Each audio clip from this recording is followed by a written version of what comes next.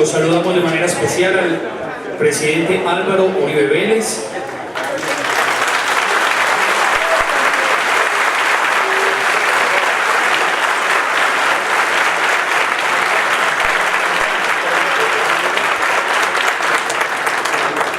Igualmente a las personas de la Dirección Nacional en cabeza de la doctora Nubia Estela Martínez, directora del Partido Centro Democrático.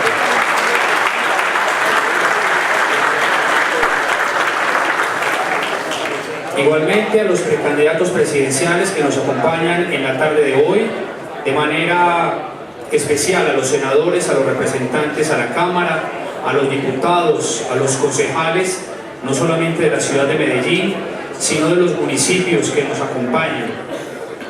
También saludamos a la comunidad en general y a los amigos de los medios de comunicación.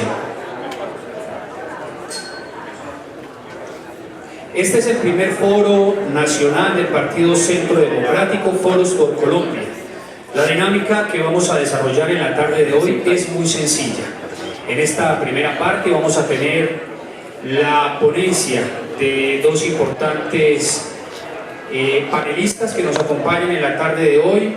Sus intervenciones estarán en torno a la democracia y la justicia y su importancia en la autonomía e independencia de la rama judicial. A ellos, por supuesto, mil gracias por estar acompañándonos. Después de estas ponencias vamos a tener la intervención de los precandidatos presidenciales. A continuación, y luego de haber hecho el sorteo entre los delegados de las diferentes campañas, voy a contarles cuál va a ser el orden de dichas intervenciones, no sin antes recordarles que cada uno de los precandidatos tiene 15 minutos para dirigirse a todos ustedes. Comenzaremos con el doctor Rafael Nieto Loaiza, luego continuaremos con el doctor Carlos Holmes Trujillo, luego continuaremos con la doctora María del Rosario Guerra, posteriormente la doctora Paloma Valencia, y cerrará este momento de intervenciones el doctor Iván Duque Márquez. Vamos entonces a contarles quiénes son los panelistas que nos acompañan en la tarde de hoy. La doctora Bernardita Pérez Restrepo es abogada de la Universidad de Antioquia, árbitro en Derecho Administrativo, especialista en Filosofía del Derecho de la Universidad Castilla de la Mancha, España, y aspirante a Maestría de Filosofía Política del Instituto de Filosofía de la Universidad de Antioquia. Es abogada de ejercicio en Derecho Constitucional y Administrativo desde 1990. Igualmente asesora y consultora externa de empresas como Orbitel, Confama y Saget, entre otros. Fue conjuez del Tribunal Superior de Medellín, consultora del Consejo Superior de la Judicatura en tutela, defensora del televidente del canal Teleantioquia para el periodo 2004-2005, entre otros. También nos acompaña el doctor Ricardo Molina López. El doctor Ricardo es doctor en Derecho por la Universidad de Sevilla, España, abogado de la Universidad Pontificia Bolivariana, habiéndose titulado en las especializaciones en Derecho Penal de la Universidad de Antioquia y en Derecho Financiero y de Negocios de la UPB, con trayectoria como docente titular en la Facultad de Derecho de la Universidad Pontificia Bolivariana en el área de Derecho Penal y Derecho Procesal Penal, entre otros. También nos acompaña el doctor Andrés Úsuga, quien es abogado, especialista en Derecho Administrativo, igualmente en Derecho Constitucional, magíster en Derecho y actualmente abogado litigante.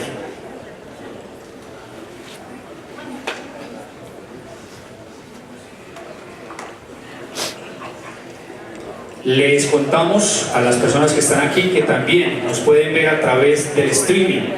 Esto es el primer foro de precandidatos a la presidencia de la República por el Centro Democrático. Vamos a darle la palabra al doctor José Obdulio Gaviria, quien será la persona encargada de moderar esta primera parte de este foro. Bienvenidos.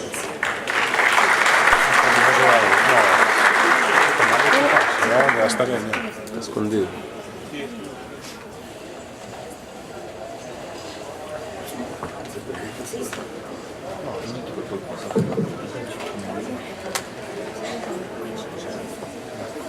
Buenas tardes, bienvenidos a este primer foro con los precandidatos presidenciales del Partido Centro Democrático. Antes queremos darle la palabra al presidente Uribe, quien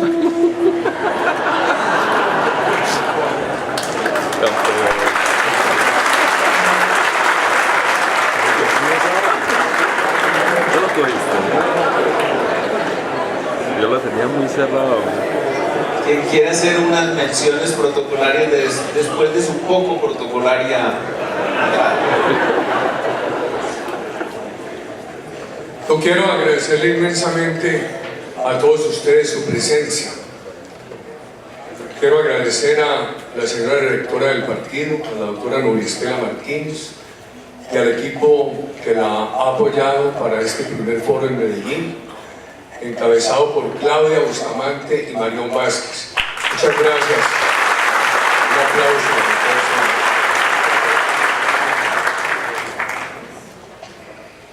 Quiero agradecer al CES. Es muy generoso el CES, una universidad de tanto prestigio, un sitio simplemente de la ciencia, de la academia, permitirnos este lugar tan confortable. Toda nuestra gratitud y confiamos que este foro le aporte a Colombia.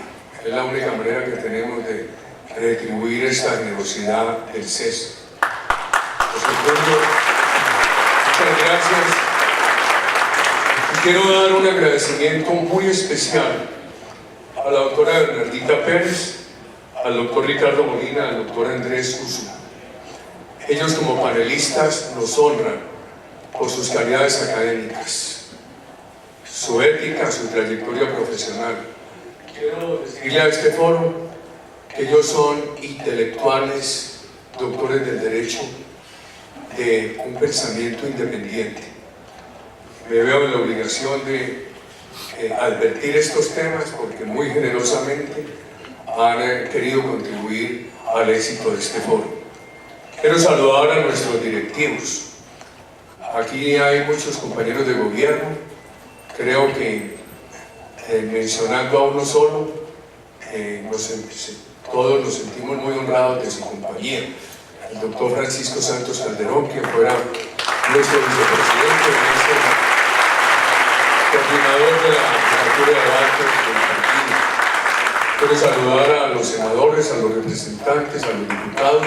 Los concejales de Medellín están en la votación del primer proyecto de estas y después deben venir hacia acá. Agradecemos, miren, personas que han hecho esfuerzos. Muchas gracias al doctor Carlos Felipe Mejía, se trasladó desde Manizales, nuestro senador. Muchas gracias al doctor Cristian Garcés, se trasladó desde Cali, como fuera nuestro candidato a la gobernación del Valle del Cauca. ¿A dónde está Paloma?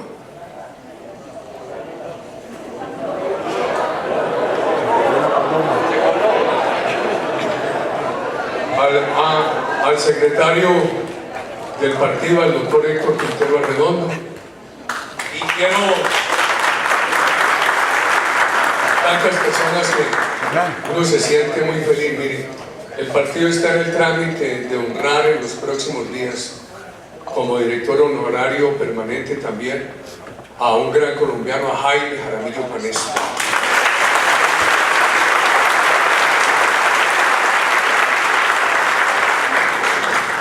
Ayer no me atreví a retuitearlo porque escribió: la política tiene que polarizar. Y aquí hay personas que siempre le hacemos retweet. Eduardo Botero, ese periódico Debate, hombre, un aplauso.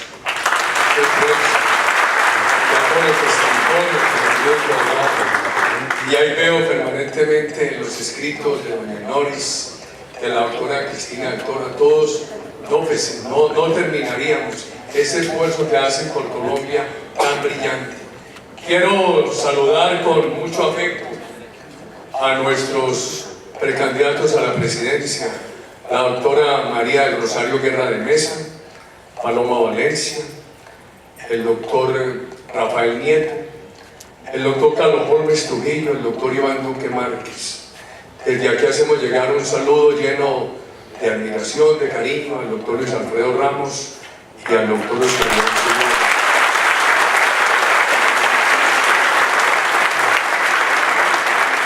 Esperamos que este foro, algunos han pedido que el partido tenga un programa unificado. Sobre los principios tutelares del partido estamos unificados, pero los candidatos tienen sus matices. El proceso nos tiene que ir llevando oportunamente a un programa unificado. Y queremos un recorrido por el país programático que empieza hoy en Medellín con el tema justicia. Una vez termine la intervención de los distinguidos panelistas, el doctor José Julio le dará la palabra a algunos voceros de la comunidad para que de manera muy concreta se refieran a este tema. ¿Qué vamos a hacer? ¿Qué vamos a proponerle al país sobre la justicia? Escucharemos a nuestros candidatos. Confiamos que... Yo soy partidario de que mejor que una larga intervención haya varias cotas. Eso agiliza mucho, en la medida que se pudiera orientar José Tulio. Y sobre el tema izquierda-derecha, la ubicación del partido, quiero decirles esto. Cuando nos digan que nosotros somos de extremos, digan que sí. Que el Centro Democrático es del extremo esfuerzo por la seguridad de los colombianos. El Centro Democrático es del extremo esfuerzo para que el país tenga una economía sobresaliente, con creación de empleo y oportunidades para los jóvenes, oportunidades sobresalientes de emprendimiento. Que el partido es un partido de extremo esfuerzo para tener una economía sostenible, dinámica en el largo plazo y un país de oportunidades a esa juventud colombiana que en un 17%, en un 21% está desempleada y no tiene hoy oportunidades. ¿Por qué hemos dicho nosotros que no solamente nuestro nombre, sino nuestra ubicación está en el centro de la democracia? La democracia es el centro. Puede haber matices. El tema de izquierda-derecha se agitó mucho en el mundo a raíz de las dictaduras europeas de la primera mitad del siglo pasado y de las dictaduras latinoamericanas que duraron hasta Pinochet y Velasco. Entonces aparecía como una dictadura de izquierda la de Velasco en el Perú y una dictadura de derecha la de Pinochet en Chile. Cuando el continente empezó a estabilizarse en la democracia, yo creo que fueron quedando reducidos, relegados los viejos conceptos de izquierda-derecha. Y eso nos llevó a Iván Duque y a mi persona en una larga discusión internacional a decir que América Latina no la podíamos seguir simplemente señalando entre la izquierda y la derecha. Que si todo el mundo se había comprometido a firmar la Carta Democrática con el respeto a los valores democráticos, había que pensar qué países estaban respetando la democracia, practicando una democracia progresista, y qué países estaban con una democracia regresiva. Entonces se hizo el planteamiento de 5 elementos para caracterizar una democracia que progrese. Una democracia segura. La seguridad es un valor democrático, una fuente de recursos. Todos los dictadores ejercían la dictadura en nombre de la seguridad. En nombre de la seguridad se masacraba. Y se llegó un momento en que se dijo, no, es que la seguridad es fascista, la seguridad es de derecha. Todos la maltrataron, de izquierda a derecha. La seguridad es un valor democrático, una fuente de recursos. Yo creo que un país que quiera tener un crecimiento sostenido del 5 o 6%, como lo propusimos en aquel documento de Santiago Montenegro y de Juan Luis Londoño en nuestro gobierno, Colombia Visión de Segundo Centenario, y que para ello tenga que darle todas las condiciones a la inversión privada como función social, no es un país de derecha ni un país de izquierda, es una democracia responsable de sus deberes con la ciudadanía. Un país que diga que la política social tiene que ir de la mano de la inversión y que la inversión y la política social son mutuamente dependientes es simplemente una democracia progresista. Un país que diga que hay que respetar, tema de hoy, la independencia de las instituciones, simplemente está honrando los instrumentos fundamentales del Estado de Derecho. Un país que diga que no se puede afectar el pluralismo participativo, como lo afectan en Venezuela con expropiaciones de medios, con censura de medios, obligando a los dueños de los medios de comunicación a venderle esos medios a los amigos del gobierno. Es un país que afecta el pluralismo participativo. O la ley de mordaza del presidente Correa en Ecuador, o lo que quiso hacer Cristina Kirchner en Argentina, o lo que ha pasado en nuestro gobierno, que sin expropiar medios se han valido los dineros del Estado para sobornar a algunos periodistas a través de contratos, a través de adjudicaciones de canales, etcétera, etcétera. Nosotros defendemos esos valores democráticos, defendemos la seguridad, defendemos la inversión privada, la política social que en el programa que vamos a construir la debería encabezar, una gran política educativa con recursos de emprendimiento para los jóvenes, defendemos la independencia de las instituciones y defendemos el pluralismo participativo. Por eso, queridos ciudadanos, somos Centro Democrático. La dirección que se instala tendrá que discutir con los candidatos a la presidencia si ha de haber o no una preselección y cuál será el mecanismo para escoger el candidato único del partido.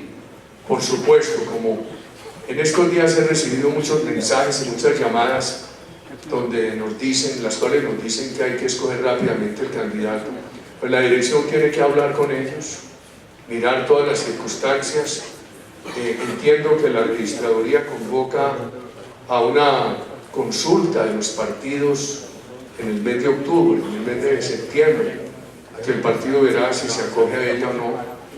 Y está el otro tema, es también el tema de la coalición, y vendrá también la consulta en marzo, que algunos dicen que para escoger un candidato único del partido es muy tarde. Esto es, en el proceso. Nos toca a todos recibir muy bien a nuestros precandidatos en todo el país. Me levanté como a la 1:30 de la mañana y me encontré en el Twitter, en un mensaje, algo muy bueno de Esteban Quintero. Me presentó un mosaico de fotos y me dijo, siguiendo las instrucciones del partido, he acompañado en el oriente antioqueño a todos los precandidatos. Yo creo que los directivos del partido en todos los departamentos, los parlamentarios, los concejales, los diputados, todos tenemos que hacer un esfuerzo solidario, con entusiasmo, para acompañar bien a nuestros precandidatos, promoverlos, sentirnos como nos debemos sentir, orgullosos de ellos. Yo he asistido a muchas convenciones y les quiero decir que los discursos de nuestros precandidatos en la convención del Centro Democrático hace 2 semanas son discursos del mayor valor político y académico. Los quisiera tener cualquier partido, y nosotros tuvimos esos discursos, y no poquitos, 5 candidatos, 5 discursos de la mejor factura que nos hacen sentir muy orgullosos. Vamos pues saludos también a Alejandro Arbeláez, quien acompañará al doctor Francisco Santos en la jefatura de debates, y vamos con nuestro compañero José Obdulio a iniciar este foro. Muchas gracias a todos. Gracias, presidente. Voy a leer 2 párrafos del artículo que creo que podrían orientar y ser el eje de la discusión que vamos a tener tanto con los expertos como con los precandidatos. Por el respeto, la dignidad, la confianza y la credibilidad en la justicia, que tengamos una sola corte. Tengamos una sola corte que integre a la Corte Suprema, a la Corte Constitucional, al Consejo de Estado, al Consejo de la Judicatura, al Consejo Electoral. Que esa corte sea la que administre la justicia transicional pactada con las FARC previa a las modificaciones necesarias, como la eliminación de la impunidad total que hoy favorece a los delincuentes responsables de atrocidades, como la necesidad de que se exija que para gozar de elegibilidad política primero tengan que cumplir las penas, que se corrijan los abusos en contra del honor de los militares y en contra de los civiles. Una sola corte. Entonces vamos a dialogar con ustedes respecto no solamente a esta tesis que parte de un diagnóstico que la Constitución del 91 creó realmente un caos que posteriormente está desarrollado en algunas frases del artículo. Entonces quisiera darle la palabra, primero comencemos por las damas, doctora Bernardita, y ustedes mismos van creando las condiciones del diálogo entre los tres. Bueno, en primer lugar a todas y todos, muchas gracias por estar aquí, presidente Álvaro Uribe, a usted muy especialmente por invitarnos a un debate abierto y, como usted lo dijo, en pluralismo, con diferentes ideas, porque definitivamente esa es la democracia y es el valor que tenemos que rescatar en medio de toda esta crisis e incertidumbre que tenemos. La Constitución de 1991, pues, tenemos que decir en primer lugar, fue un acontecimiento político acontecimiento fundamental para nosotros, los que en ese momento éramos muy jóvenes y muy esperanzados con un cambio, fundamentalmente por unas malas prácticas políticas, fundamentalmente del Congreso de la República, que fue adquiriendo una serie de prebendas, privilegios de los que no querían despojarse. Entonces, la Constitución hizo algo muy particular y fue un modelo político que, digámoslo de alguna manera, precisamente porque era como contra el Congreso, por esas prácticas políticas que existían a la sazón en los años 60, 70, 80, pues creó un tribunal especial para controlar al Congreso. Yo creo que el órgano que resultó más controlado en la Constitución fue el Congreso. Entonces, el poder de la Corte Constitucional se ha erigido en un poder supremo, estatal, por encima de todos los poderes del Estado, y la Corte ha venido construyendo una cantidad de teorías que le otorgan muchos poderes y poderes nuevos. Es decir, la Corte crea, está sustituyendo definitivamente al Congreso de la República como órgano creador y definitorio de la democracia. Pero la Corte Constitucional tiene un gran problema, y es que a ella nadie la controla.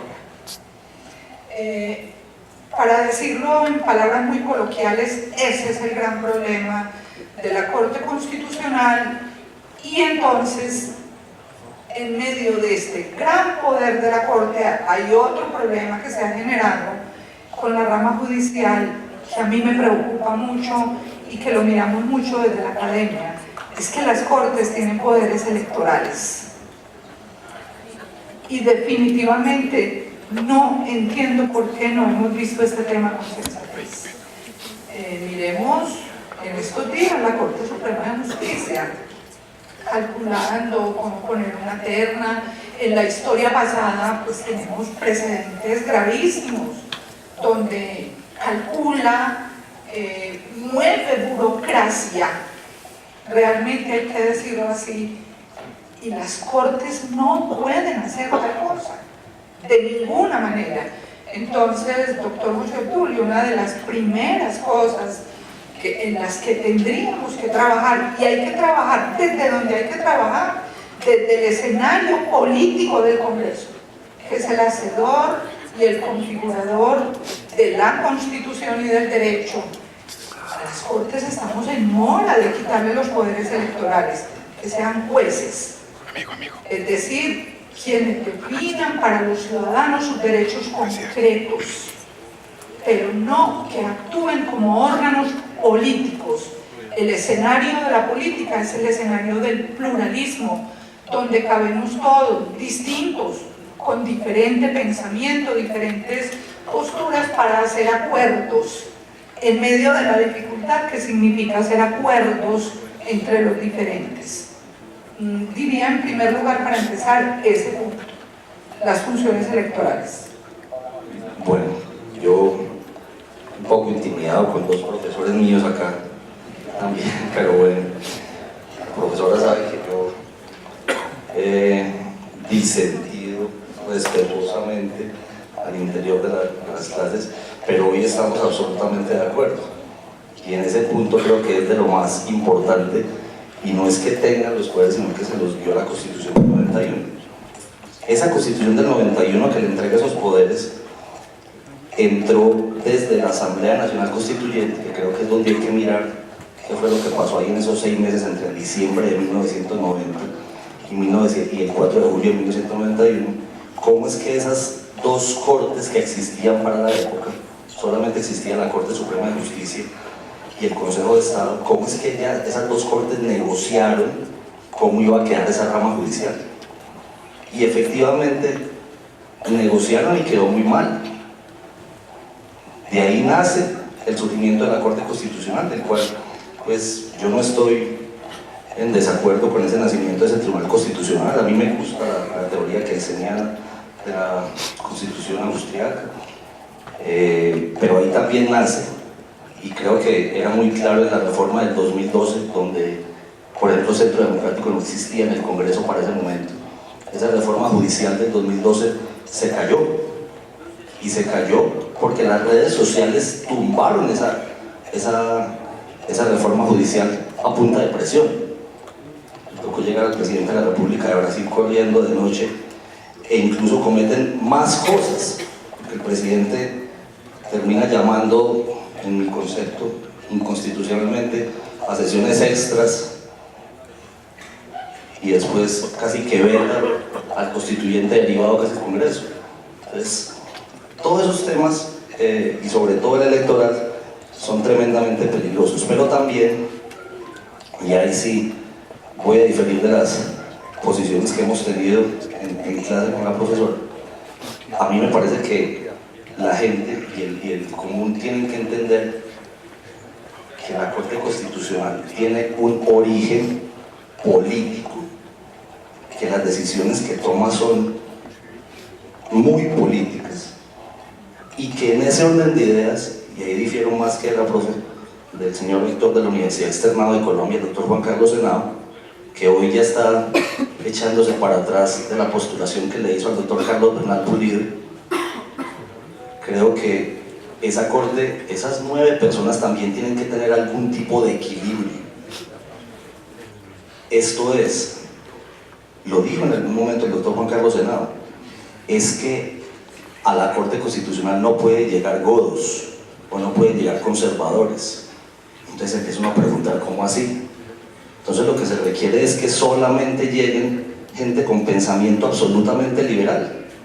¿Dónde está la compensación de esas 9 personas al interior de la Corte para que las votaciones, a mí no me asusta, y esa es la realidad, no me asusta que las votaciones de la Corte queden 5-4? De hecho, ese debe ser el común denominador de las votaciones, 5-4. Me preocupa cuando quedan 8-1, me preocupa cuando quedan 7-2, ahí me preocupa una votación. Pero esa debe ser la votación normal de una Corte. Y lo que más me preocupa, y el tema en el que me gustaría profundizar de pronto en ocasión posterior, es la elección de los magistrados, vinculado con el tema electoral. ¿Qué calidades deben tener los magistrados de una Corte Suprema de Justicia? ¿Qué calidades deben tener los magistrados de un Consejo de Estado? ¿Qué calidades deben tener los de ¿cómo decirlo?, el Consejo Superior de la Judicatura? Duro de matar, no han podido. ¿Qué calidades se deben tener para llegar allá, y qué calidades sobre todo deben tener la Corte Constitucional? pero también qué calidades debe tener el fiscal general de la Nación, porque esa elección del fiscal general de la Nación también es tremendamente importante y hace parte de la rama judicial. Y en ese orden de ideas, ¿qué calidades tendrá que tener un procurador y un contralor general de la Nación? Que a pesar de que no hacen parte de la rama judicial, también tienen vinculación con esos poderes electorales de las cortes, porque ellos son los que postulan. Esos temas me han preocupado bastante desde la academia. Bien, buenas tardes. Miren, sobre el tema de la independencia judicial, yo quisiera traer a colación una fecha que es muy importante en este país, y es el 9 de diciembre de 1990. Es una fecha que la mayoría de colombianos olvida, ni siquiera la tiene en cuenta. Ese día pasó una cosa muy importante en nuestro país, realmente pasaron dos. En ese momento, el país estaba siendo gobernado bajo la figura del estado de sitio. Y estábamos haciendo un combate directo a dos enemigos muy reconocidos: el narcotráfico y la guerrilla. El 9 de diciembre de 1990 se celebraron las elecciones para elegir los delegados a la Asamblea Nacional Constituyente. A las 8 de la mañana se abrieron las urnas en todo el país para escoger los delegados, que iban a ser los encargados de crear una nueva constitución. Pero a esa misma hora, en Casa Verde, se estaba llevando a cabo la operación militar más grande en toda la historia de Colombia, la Operación Colombia, para derrotar militarmente a las FARC y a lo que en ese momento era la Coordinadora Nacional Guerrillera Simón Bolívar. O sea, el 9 de diciembre de 1990 se pretendió dar un quiebre a la situación del país por la vía política y militar. 27 años después vemos cómo está la situación. Las FARC adueñándose del país y la Constitución remendada y no ha servido para nada. Esa Constitución política del 91 ha sido claramente traicionada, porque esa Constitución tiene más de 50 reformas. Cuando uno habla con los constituyentes, por ejemplo con el doctor Hernando Londoño Jiménez, le cuenta que en la Constitución las cosas empezaron mal, porque en el texto final se plasmaron asuntos que jamás fueron discutidos en las comisiones. Y fuera de eso, el espíritu del constituyente ha sido traicionado a lo largo de estos 26 años. Y hoy en día tenemos una situación caótica en sede constitucional que permea todos los ámbitos de la jurisdicción. Mire, la doctora Bernardita hablaba del poder del Congreso como hacedor de las leyes, hacedor del derecho. Pero es que la Constitución misma trae una tremenda contradicción. Y es en el siguiente sentido: los congresistas son las personas más vulnerables en Colombia frente a una persecución penal. Si usted comete un homicidio, probablemente en Colombia no le pase nada, por la tasa de impunidad que hay del 99%. Pero un congresista, ante la mínima sospecha, es procesado por la Sala de Casación Penal de la Corte Suprema de Justicia. La Constitución política dice que todos los colombianos tenemos el derecho fundamental a un debido proceso. Y ese debido proceso implica que haya un órgano que investigue, que debe ser la Fiscalía, y otro que juzgue. Y el órgano de juzgamiento debe caracterizarse por ser independiente e imparcial. Sin embargo, la misma Constitución política dice que en el caso de los congresistas, cuando van a ser investigados penalmente, será la Corte Suprema de Justicia quien investigue, la misma Corte Suprema juzga y evidentemente condena, sin derecho a una segunda instancia. ¿Eso qué hace? Que los congresistas sean presa fácil de un órgano que se politiza, porque tiene el poder a la mano de señalar y de dirigir conciencias. Y si hemos visto casos, y yo me voy a tomar el atrevimiento, presidente Uribe, de hacer aquí una denuncia pública, porque es que en este país la gente no dice las cosas como son. El doctor Luis Alfredo Ramos, cuando iba punteando las encuestas en el año 2013, como precandidato del Centro Democrático, ¿qué sufrió? Una orden de captura expedida por la Corte Suprema. Y lo amedrentaron, lo sacaron de combate.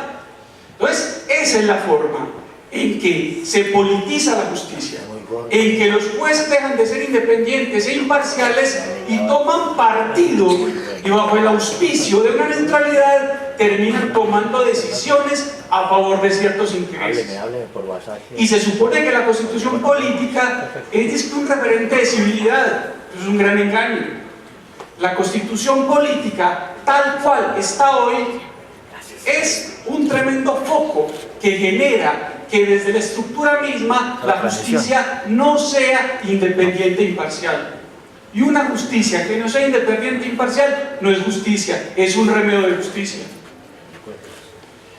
Una cosita, doctor José Rubio.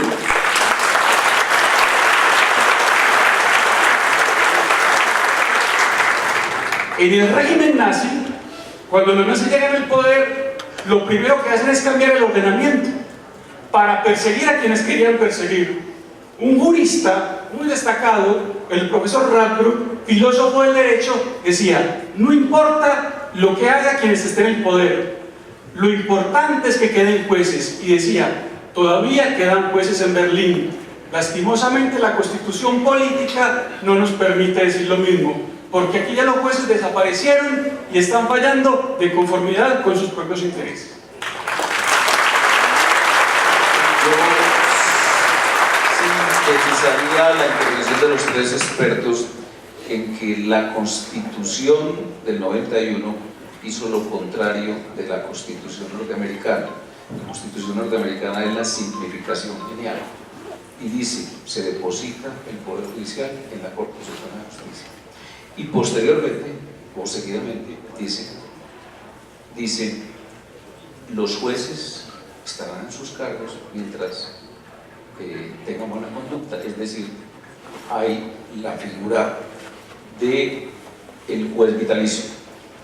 Ustedes, en el artículo del presidente no se dice exactamente vitalicio, pero dice que el ideal es jueces con experiencia que terminen allí su carrera. Queríamos escuchar cómo se enaltece. Voy a decir algo muy corto sobre eso. A mí me parece importante la figura del magistrado vitalicio, pero teniendo en cuenta la edad a la que se entra a ser magistrado, porque no es lo mismo entrar a los 45 años, entrar a los 50 o entrar a los 60, para permanecer un tiempo manteniendo una jurisprudencia y protegiendo también esas líneas jurisprudenciales que están allá, que entrar, por ejemplo, que es lo que pasa hoy, para los que son legos en el derecho, los magistrados en cualquiera de nuestras cortes duran 8 años no más, Corte Suprema, Consejo de Estado, Corte Constitucional, y en esos 8 años entonces hay gente que ha ido, pero después sale de esa corte y sale con ese gran halo de ex magistrado, por ejemplo, en casos más extremos, hacer política con los fallos debajo del brazo. Me parece tremendamente peligroso. Pero si usted entra a los 55, a los 60 años y se decreta que sea vitalicio, usted podrá llegar hasta los 70 y algo de años, hasta que le dé la capacidad para poder permanecer y proteger esa rama judicial con independencia, porque usted va a estar por encima del bien y el mal mientras esté allá. Así tenga algún tipo de ideología, que eso es imposible de aguantar, pero sí me parece que el tema de la edad se convierte en algo tremendamente importante, y apoyo la posición del doctor Ricardo Molina en que la justicia no se puede politizar, pero la política tampoco se puede judicializar, que es lo que hemos estado viendo.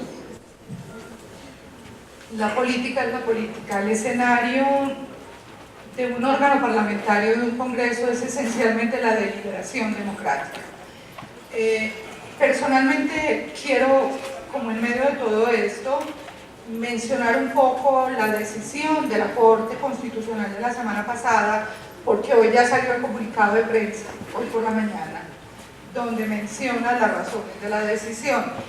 Y yo creo que esa decisión contiene algo de una importancia total y en nuestro tema.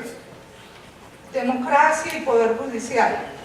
El escenario del Congreso de la República es el de la deliberación. Acordar que el Congreso no hablará y no dirá y solo hará, como dijo el doctor Iván Duque en su demanda, es un notario. Eso sí es volver la democracia a trizas. Se nos ha ocurrido volverla a trizas. Y es que yo empecé mi intervención diciendo algo histórico realmente, es que el proyecto de la Constitución de 1991 fue un proyecto contra el Congreso de la República, y la historia del desarrollo de esa Constitución ha demostrado que sí lo es, y fue fortaleciendo mucho el poder presidencial. Lo que se hizo en el acto legislativo 1, con presidencia de quienes estamos o no en acuerdo o desacuerdo con el proceso de paz, lo que sí es inadmisible es que se le niegue al Congreso discutir y que además se le reclame que discuta, y que apruebe en pleno una postura gubernamental. La decisión de la Corte en ese punto realmente quiero rescatarla como un valor para la democracia, que es la esencia misma.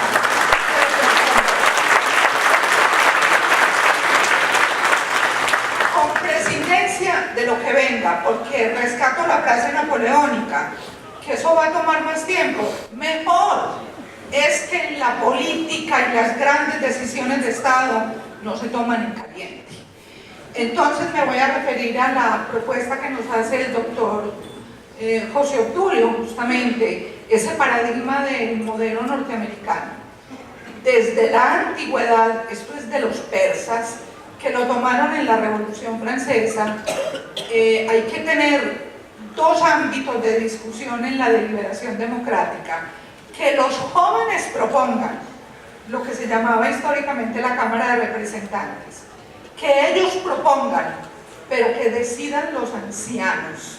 Ustedes saben muy bien que la palabra Senado viene de senectud, vejez. Que propongan los jóvenes que piensan en caliente, pero que resuelvan los ancianos que piensan con más sensatez, mejor juicio, con mejor razón. Por eso la independencia judicial, el valor de la independencia judicial está medido por muchos valores, entre ellos el que acaba de mencionar el doctor Andrés. Es que un altísimo magistrado del Estado con 30 años, eso es una locura, porque el personaje está pensando qué va a hacer después y está calculando su futuro. Los jueces necesitan mesura, sensatez, buen juicio, y eso de 25 años ninguno de nosotros lo tuvimos. La mesura, la sensatez, el buen juicio se adquiere con los años. Ese es un punto muy importante del aparato judicial, del poder judicial.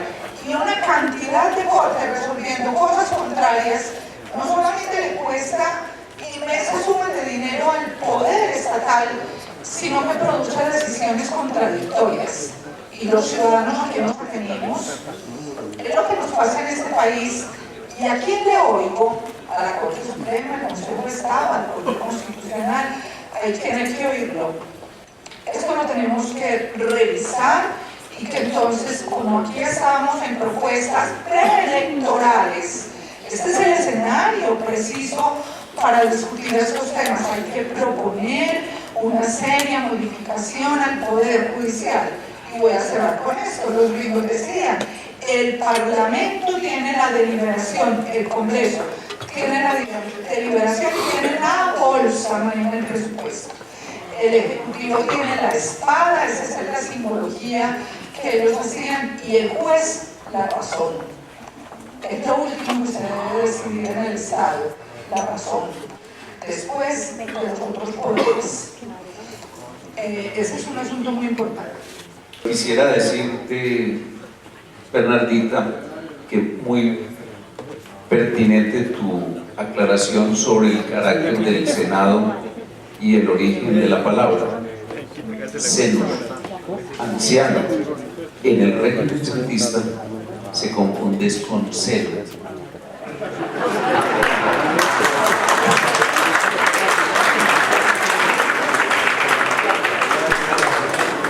Mire, doctor José Tulio, eso de la propuesta del doctor Uribe de que los miembros de las altas cortes sean vitalicios, en principio es bueno, si partimos de un concepto de lo que es el derecho, si definimos claramente qué es el derecho. Y esto lo digo por lo siguiente, porque en nuestras cortes, Corte Constitucional, Corte Suprema, de Estado, se ha relativizado el concepto de derecho. El concepto tradicional de derecho era, desde el siglo XIX, aquello que era creado por el legislador. Y se supone que esto daba seguridad jurídica, porque el juez únicamente tenía que aplicar la ley. De hecho, la Constitución Política del 91 dice en el artículo 230 que los jueces estarán sometidos al imperio de la ley. Pero hoy nos encontramos con que no sabemos qué es la ley, que se relativizó el concepto de derecho. Miren, el magistrado Ibáñez, me atrevo a decirlo aquí de ingrata memoria, magistrado de la Corte Suprema de Justicia, quien llegó a ser presidente de la Corte Suprema de Justicia, era de la Sala Penal, dijo por allá en el año 2009-2010 esta frasecita: el siglo XIX fue el siglo del legislador, el siglo XX fue el siglo del poder ejecutivo, el siglo XXI será el siglo de los jueces. Como quien dice que vamos a hacer lo que nos dé la gana, relativizando el derecho, rompiendo el equilibrio de poderes. La Corte Constitucional también ha relativizado el concepto de derecho. Y eso es lo que vemos, por ejemplo, con muchas decisiones de constitucionalidad y decisiones de tutela. Por ejemplo, yo a veces soy muy crudo para decir las cosas, pero las voy a decir. La semana pasada yo decía que yo le temo muchas veces más a una sentencia de la Corte Constitucional que a un ataque de las FARC. Porque es que el ataque de las FARC o de las BACRIM, pues hombre, los organismos de inteligencia, las Fuerzas Armadas saben cuáles pueden ser sus efectos y saben cómo prevenirlos. Pero es que una sentencia de las FARC va como una serpiente de la Corte. El subconsciente me traicionó.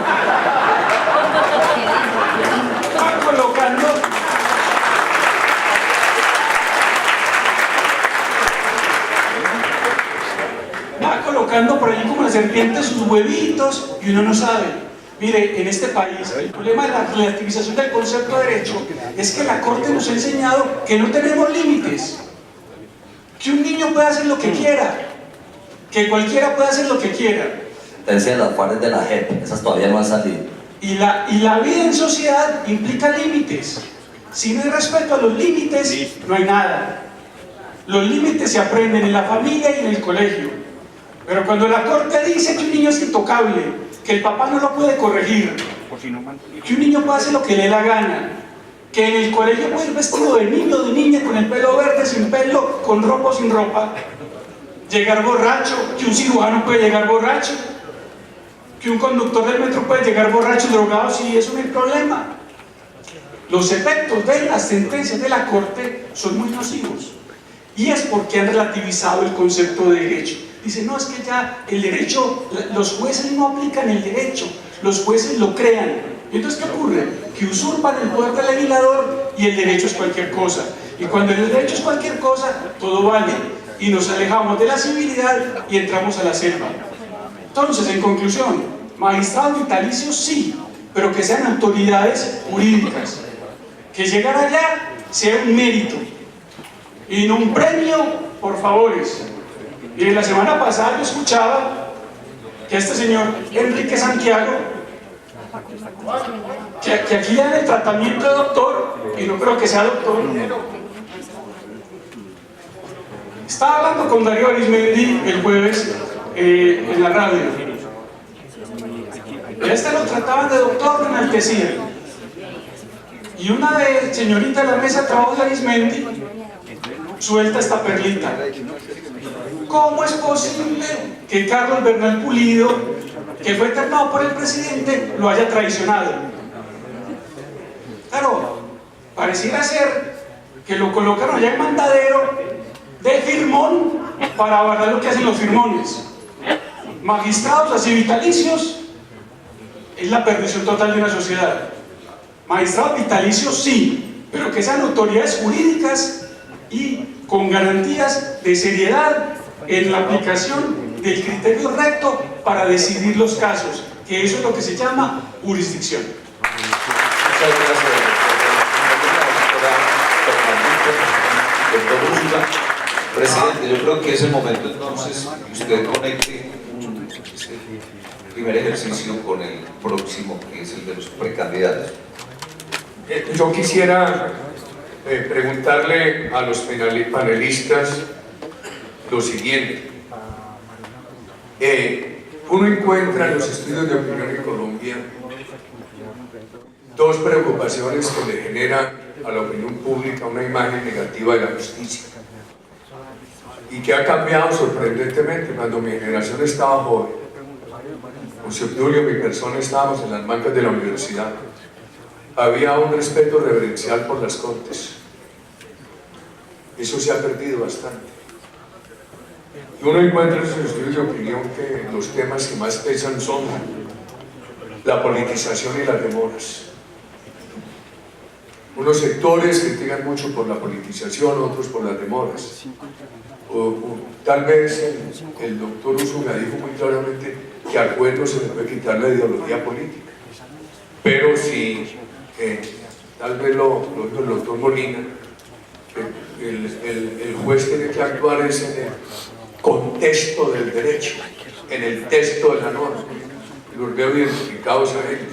Lo que se requiere es que, sin quitarle al juez su ideología política, el juez en su fallo solamente decida en función de cotejar la norma con los hechos.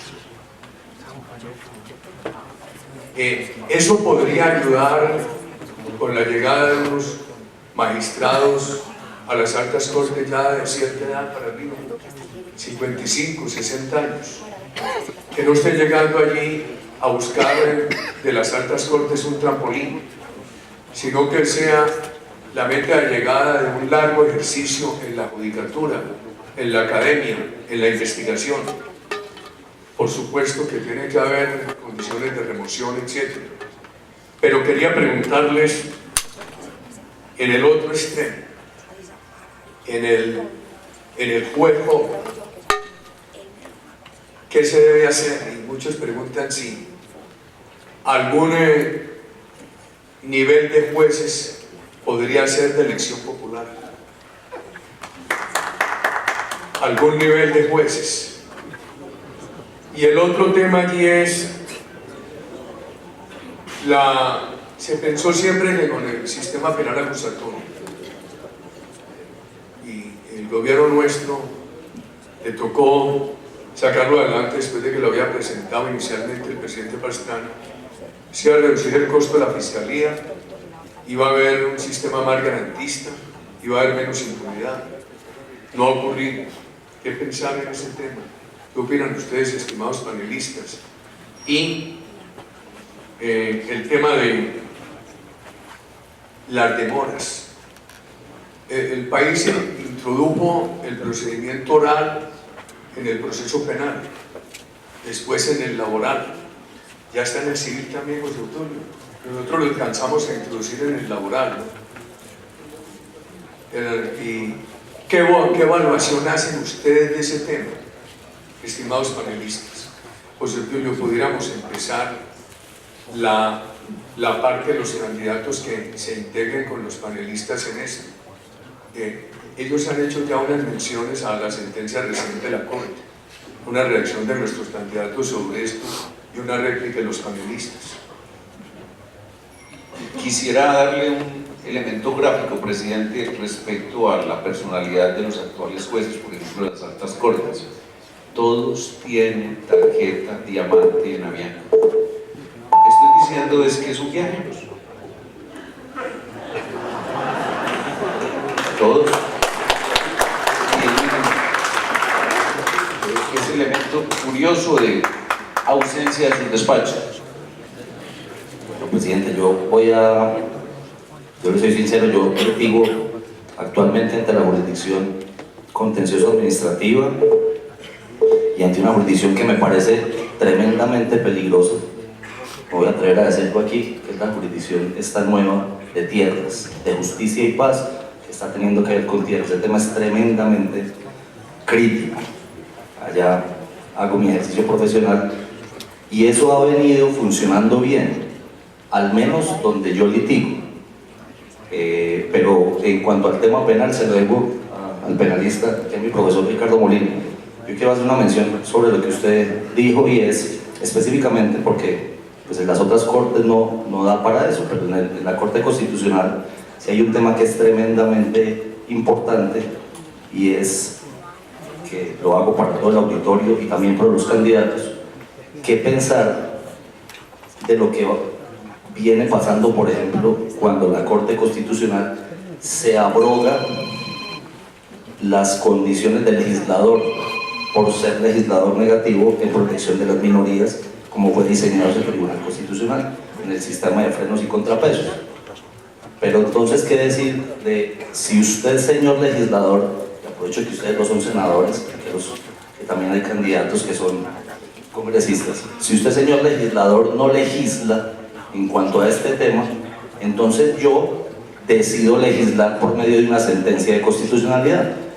Creo que eso es tremendamente preocupante, porque destruye el sistema de frenos y contrapesos, el sistema checks and balance que se llaman a nivel internacional, y que es lo que no puede pasar, porque la Corte también tiene que medirse y tener sus límites en cuanto a las facultades que tiene, pero apoyando el dicho de la maestra Bernardita, a la Corte no hay quien la controle. Un tema bien delicado.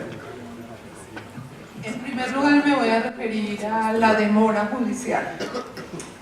El doctor José Obdulio dice algo muy importante: los magistrados tienen una tarjeta VIP de viajeros. Me parece muy metafórico esto para hablar de la demora judicial. No es admisible que el rol del juez sea resolver los conflictos de los ciudadanos. Yo tengo un conflicto con el doctor José Obdulio, tenemos una discusión sobre el cumplimiento de un contrato y el juez tarde 14 años en producir una solución a una conflictividad. Por eso los ciudadanos colombianos han acudido a justicias alternativas, y una de ellas es hacer justicia por su propia mano, mientras los jueces andan muy ocupados, discúlpenme, descubriendo si el Espíritu Santo tenía un ombligo, que es a lo que se refiere lo que se llaman discusiones bizantinas, haciendo sentencias de 500 páginas, copiando la jurisprudencia de todos los países y citando todos los autores, y los ciudadanos esperando la justicia. Entonces,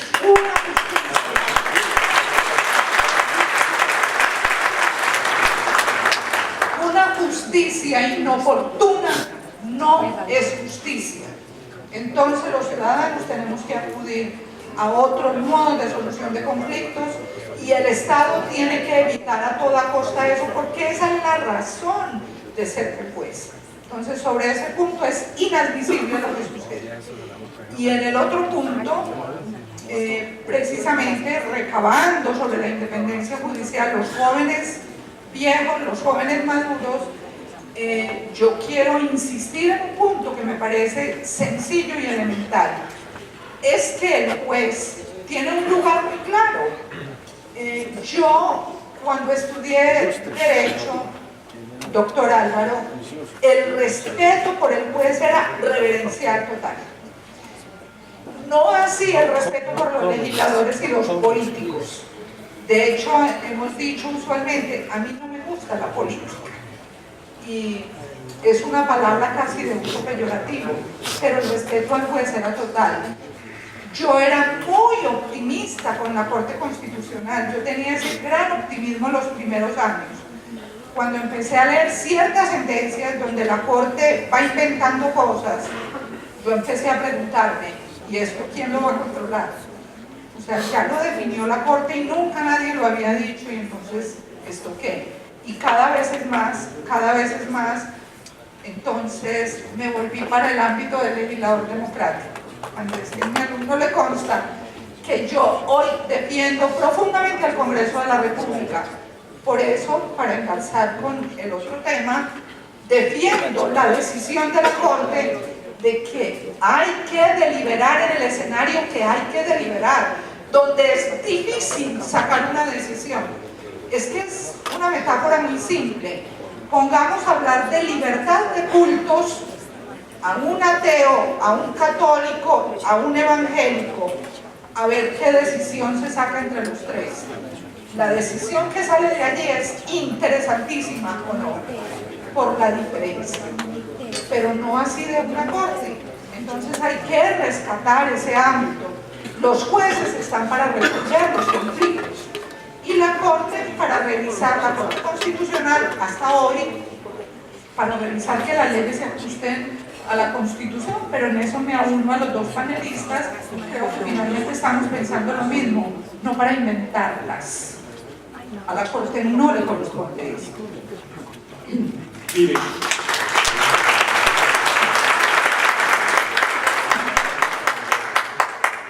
en relación con el origen de nuestros jueces,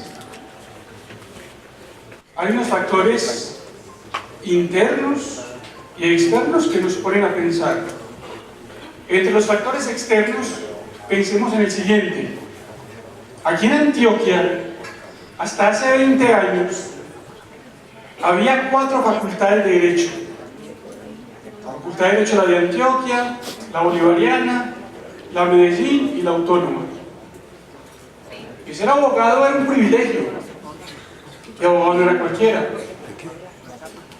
Y se desempeñaba en ámbitos de la política, de la asesoría, etcétera, etcétera, con lujo de detalles. Y todas las facultades cuentan, estas facultades, con egresados ilustres. A día de hoy en Antioquia hay más de 26 facultades de Derecho. En Colombia, a día de hoy, hay más de 200.000 abogados titulados, más de 300.000 estudiantes de Derecho. Ahí me cuentan que en Medellín, a mí no me consta, hay una facultad de Derecho que llaman dizque la Alpujarrita. Dicen, a mí no me consta, que la gente vaya los sábados y los domingos durante 3 años y se titulan de abogados. Y son personas que conocen los vericuetos de lo que llaman la familia judicial. Y el día de mañana son jueces. Y si se descuidan, hasta magistrados.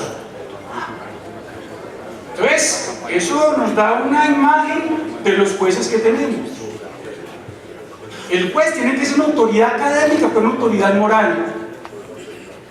Porque es símbolo de autoridad, de conocimiento públicamente reconocido en la sociedad. Cuando cualquiera es juez, se pierde la majestad de la justicia, porque sus decisiones comienzan a carecer de legitimidad. Y en cuanto al funcionamiento de la Ley 906 de 2004, que contiene el llamado proceso penal acusatorio, hay que decir lo siguiente: eso colapsó. Colapsó en Colombia y colapsó en toda América Latina, donde están funcionando modelos similares.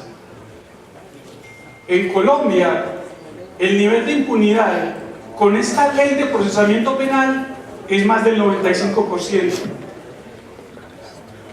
El 85% de las condenas que se producen aquí son frente a los siguientes delitos: lesiones personales, tráfico de estupefacientes, microtráfico, porte ilegal de armas, actos sexuales abusivos, acceso carnal violento, homicidios que se dan por ahí en las plazas de los pueblos los domingos cuando los campesinos beben. Pero la gran criminalidad de este país está de rositas, no le pasa nada. Y frente a esos pocos delitos que persigue el sistema, la mayoría de condenas que se dan allí no es porque la fiscalía investigue, es porque la gente acepta su responsabilidad, así sean inocentes, para evitarse una pena alta.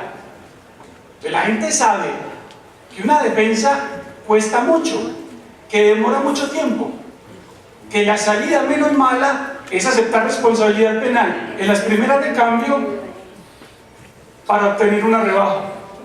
Eso fue lo que pasó en el caso de Alto Ingreso Seguro, con los viceministros y los demás empleados del ministerio. No es porque fueran penalmente responsables, los asustaron con una detención preventiva y dijeron hasta misa, se autoincriminaron siendo inocentes. Y así con el 80% de los casos que hay en Colombia. Y las estadísticas demuestran que gran parte de los condenados por aceptación de responsabilidad son inimputables, es decir, son personas que no podrían firmar un contrato civil de manera válida porque son incapaces. Sin embargo, la ley les permite que acepten responsabilidad, ellos no son conscientes de las consecuencias. Lo curioso de todo esto es que con la Constitución del 91 se trató de crear la Fiscalía como un órgano de investigación poderoso y ágil. Sin embargo, ¿qué pasa en Colombia cuando hay un delito de trascendencia nacional? Que lo primero que se hace es ofrecer recompensas por información. Es decir, el Estado está reconociendo que no tiene capacidad investigativa ni de persecución penal. A día de hoy, el fiscal general lo dijo hace 3 meses aquí en Medellín, en el sistema acusatorio, ¿saben cuántas audiencias hay represadas? 113.556. Y va aumentando la cola.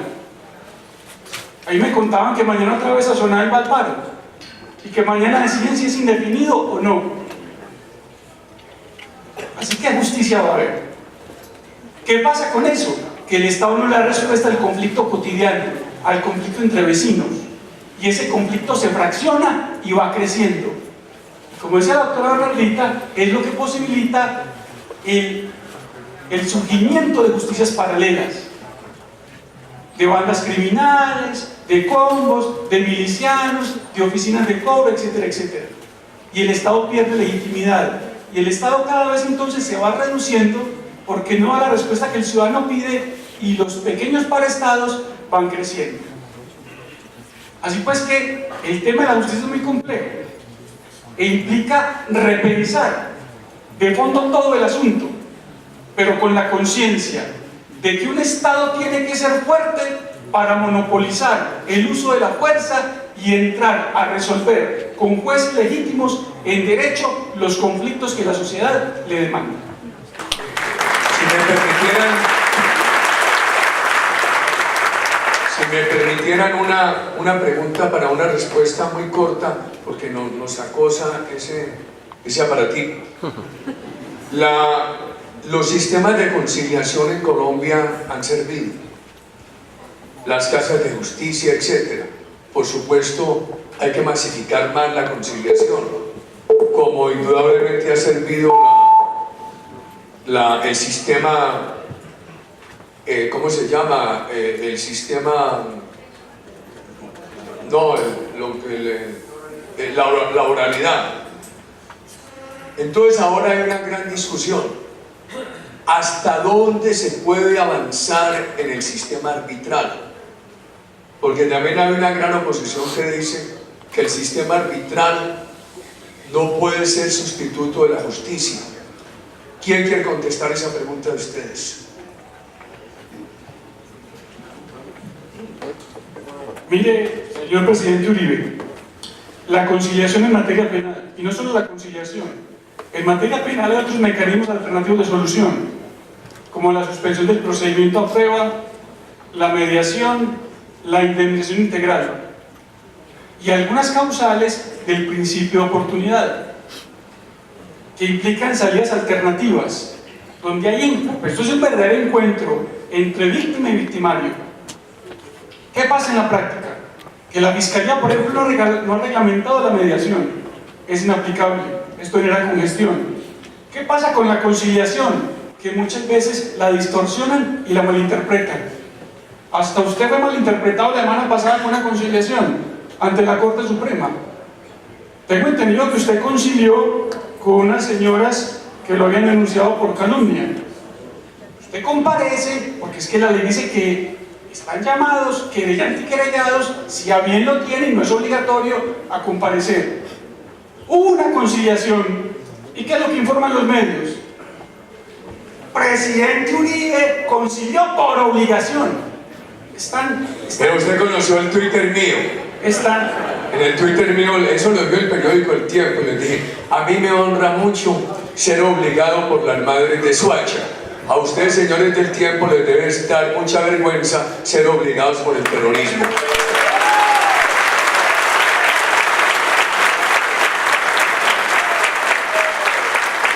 Pero hay un gran tema allí que es materia comercial, civil, contratación, inversión extranjera. ¿Qué límite debe tener el tema arbitral en materias? Porque eso no se ha definido en Colombia. Doctor Pide, el arbitraje en nuestro país, en muchos países del mundo, es un gran método de solución de conflictos, al que acuden preferiblemente, digamos, los grandes litigios, que tienen una cuantía económica importante para buscar una justicia alternativa, eficiente, pero una justicia también honesta también, y por supuesto rápida. Pero en nuestro medio el arbitraje es una especie de gueto. Primero es un gueto de abogados que se hacen nombrar en las grandes entidades, cámaras y entidades que pueden nombrar árbitros, que mantienen prácticamente, que pena, una especie de negocio. Entonces, al arbitraje para ser árbitro no se accede con condiciones profesionales y meritorias. Usted que ha hablado tanto de ese tema, la meritocracia para llegar a ser árbitro. Yo creo que hay un asunto que sería un poco útil solucionarlo, ya que estamos pensando en propuestas, es el famoso arancel judicial. En Colombia se tumbó el arancel judicial, lo tumbó la Corte. Pero es que yo creo que hay que hacerlo al contrario. Hasta cierta cuantía de litigios que no se pague arancel. De cierto valor para arriba, que se cobre un arancel, para que las partes busquen alternativas de justicia, la paguen y exijan métodos eficaces, honestos, transparentes y limpios para acceder a la justicia. Hay jueces que descargan. Yo conozco, recientemente me encontré con una juez amiga y me dijo, yo tengo descarga absoluta de mi despacho porque tengo un caso que vale 350.000 millones de pesos, es un litigio de dos partes muy poderosas, me quitaron toda la carga judicial para dedicarme a ese proceso. Muy poco, por cierto, porque tampoco puede trabajar mucho en el caso y no se agiliza, pero le hicieron una descarga total para atender un litigio de dos partes económicamente muy fuertes que pudieron haber accedido a un medio como el arbitraje. Pero yo creo que es la mala práctica que tenemos. El ciudadano, ustedes han dado unas respuestas en favor del ciudadano. Pensemos en unas respuestas en favor del juez. ¿Qué propondrían ustedes para enaltecer al juez? Bueno, yo le voy a hacer una respuesta muy corta a lo previo. En materia de contencioso administrativo, solamente las demandas de nulidad y restablecimiento del derecho, las de reparación directa y las contractuales, como usted lo ha mencionado, son las que se llevan a conciliación. Esa conciliación por ley se hace ante la Procuraduría General de la Nación. Esta conciliación es, aquí tengo bastantes compañeros que litigan conmigo allá también, es muy inoperante. Y hagamos un llamado de atención muy rápido a los funcionarios públicos. No quieren conciliar. Así se tenga toda la prueba en la mano, no quieren conciliar, diciendo, yo espero a que llegue la próxima administración y concilie, y miren a ver qué hacen después. A mí me parecería que eso le pone más trabas al propio proceso, porque solamente hace atrasar el proceso, quitarlo por ley, quitar la conciliación ante la Procuraduría, porque y que se pudiera dar esa conciliación ante el juez en la primera audiencia ante el contencioso administrativo. Eso es lo primero. Se puso ante la Procuraduría para proteger al funcionario, porque un problema de la conciliación es que un alto porcentaje de casos que los funcionarios han conciliado terminen en acusaciones de corrupción contra el funcionario. Por eso nosotros fuimos muy cuidadosos en impulsar aquella ley que introdujo la mediación de la Procuraduría.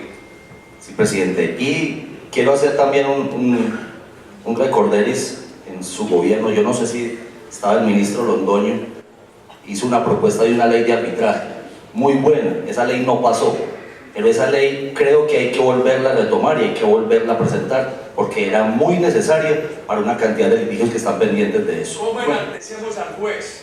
Lo primero para enaltecer al juez es crear un verdadero colegio de jueces. No todos los abogados tienen el espíritu de jueces, no todos lo tenemos. Y el Consejo Superior de la Judicatura, por medio de la Escuela Judicial Rodrigo Lara Bonilla, creo que no ha logrado la formación desde las universidades, diría yo. Se ve quién tiene el espíritu de juez para poder que se forme en esa carrera judicial y se tenga la claridad de que no va a estar saltando de la judicatura al litigio, a la asesoría o inclusive a la política. Presidente, nosotros hicimos